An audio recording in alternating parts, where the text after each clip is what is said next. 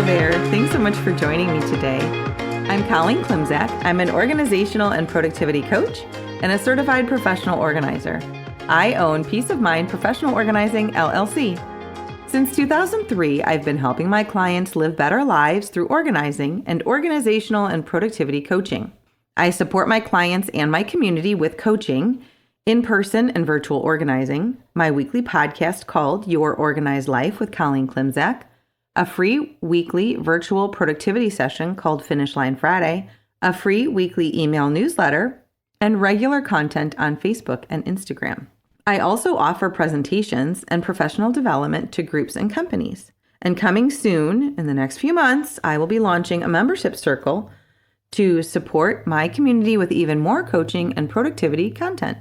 Want to finish strong with me this week? Join me for Finish Line Friday every Friday morning at 9 a.m. Central for a 2-hour productivity session.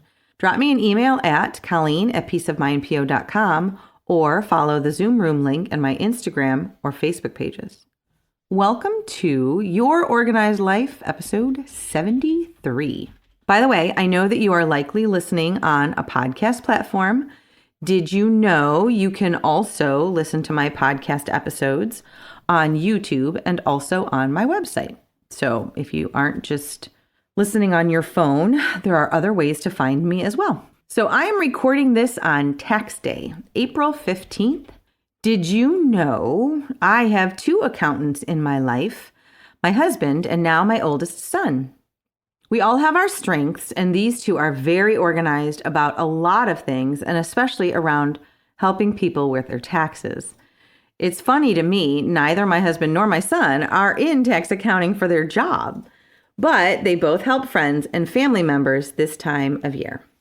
And in keeping with last week's topic of deadlines, I will be very happy for both of them when the tax deadline has passed and they can get back to a more regular schedule. At dinner last night, I asked Greg that if he was on this week's podcast, what would he want all of you to know? So here we go. A collaboration between my accountant, the most organized person I know when it comes to money, and me, your certified professional organizer. Maybe someday I will get him on the podcast. First up, he and I both recommend that you please create a couple of file folders this week. Name them Taxes 2024 or 2024 Supporting Tax Documents or something like that. And start another one called Paid Bills 2024. The Tax Supporting Documents 2024 is a waiting receptacle for anything that comes along that you need to keep for next year's tax time. During the year, we might receive, for example, thank you letters or receipts for charitable donations, and you can just drop those in that waiting file. In addition, you now will have a safe place to keep your 2024 tax documents when they start to arrive the end of January 2025. The paid bills file is for just that, paid bills in 2024. If you still receive paper bills and if you keep them after they're paid, drop them in there as the year progresses. We don't really need to keep them in separate folders. I mean, how often do you go back and look at them anyway? So these first 2 files need to be kept close at hand. Next up, I want you to make a folder for your filed 2023 taxes if you have them in paper form. This one does not need to be kept close at hand, but it certainly needs to be kept. So in the safe or in the bottom file drawer, however that works for you. Or digitally save them on your computer and then back them up on your external hard drive or on the cloud. If you really want to do next year's you a solid, make a note of what documentation you required for your 2023 tax filing, like your W-2s or 1099s, interest statements for investments, etc. Let's face it, our financial life, at least the accounts, and not necessarily the amounts, don't vary too much from year to year. So this year's filed 2023 tax return is going to be a great place to start when you're getting ready for your 2024 filing in 2025. That was a lot of 20s. And now here's the real tax advice. Learn from your 2023 tax experience. Are you getting a tax refund? Cool. That works. Some people intentionally use their taxes and tax refund as a savings account. Do you owe taxes? Less cool, I know, but it means that you brought home more pay during the year. And some people just expect and assume that they will owe taxes, and they plan accordingly too. So if you would like to adjust the taxes that get taken out of your pay during the year to also then adjust your tax refund or your tax bill, you can do that. Adjust your withholdings with your Human Resources Department if you have one, or send in quarterly tax payments. And just a public service announcement here, if your accountant gives you suggestions on how to make the tax process go easier next time, please listen to them and take action. They are your expert, and we need to hear their advice. For example, I personally have some work to do. I need to make changes about how I note things in Quicken, because apparently my accountant and I have vastly different definitions about what constitutes as owner's equity. But my accountant is my expert. He is painfully honest, and I was very confused, but I think I figured it out and we'll get there. So I'm going to take my own advice and listen to my expert and make changes. Now, here's the other thing that I want you to do for future you. Go to your calendar on your phone or your to-do list in your paper calendar for 2024, if you have that, on the last page that's for planning for 2025. And on February 1st, 2025, make yourself an appointment on your calendar to check out your 2024 supporting tax documents file.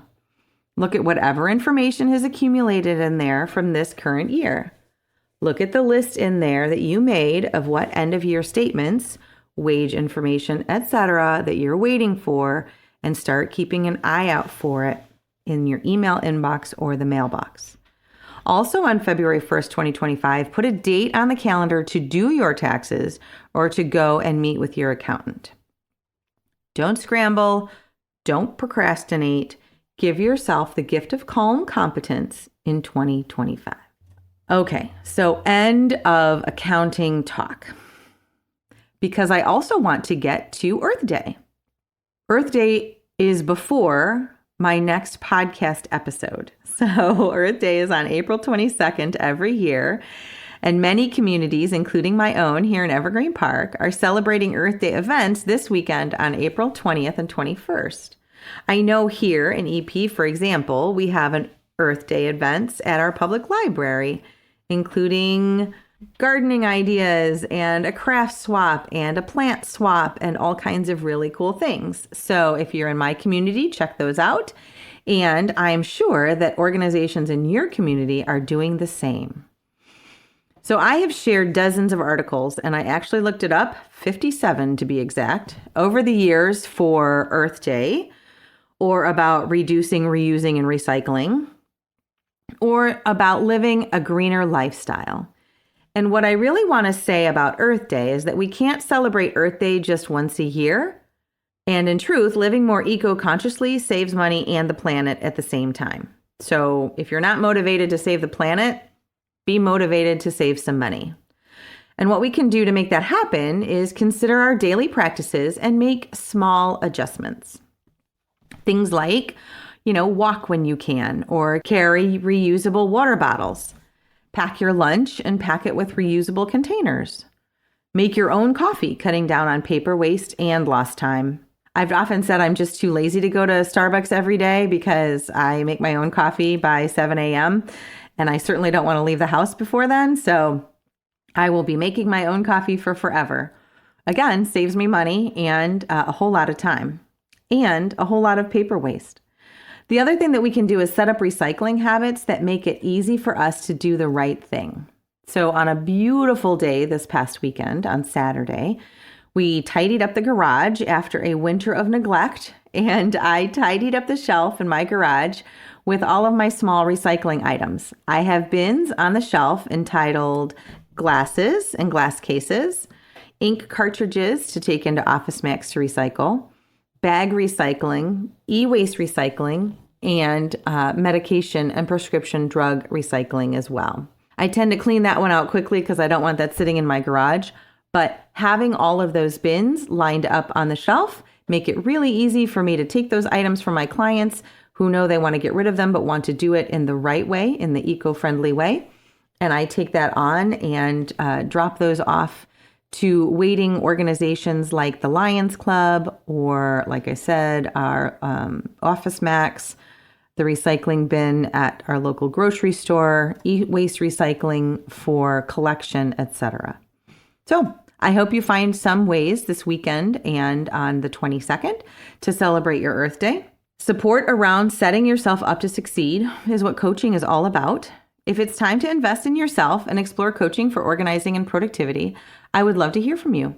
Drop me a line via email at Colleen@peaceofmindpo.com or message me through any of my social media platforms like Facebook, Instagram, or LinkedIn. Thanks so much, and talk to you next week.